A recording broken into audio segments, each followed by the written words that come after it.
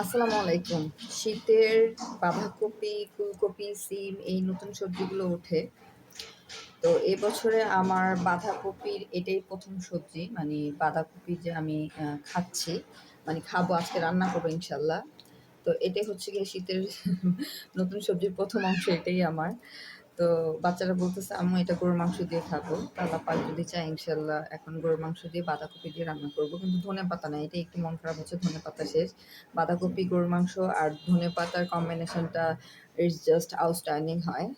তো তারপরেও চেষ্টা করি ধনেপাতা ছাড়াই। ইনশাল্লাহ নতুন তো ভালোই লাগবে। আসসালামু আলাইকুম। শীতের বাঁধাকপি, ফুলকপি, সিম এই নতুন সবজিগুলো ওঠে। তো এবছরে আমার বাঁধাকপির এটাই ১ম সবজি। মানে বাঁধাকপি যে আমি খাচ্ছি, মানে খাবো, আজকে রান্না করবো ইনশাল্লাহ। তো এটাই হচ্ছে গিয়ে শীতের নতুন সবজির ১ম অংশ এটাই আমার।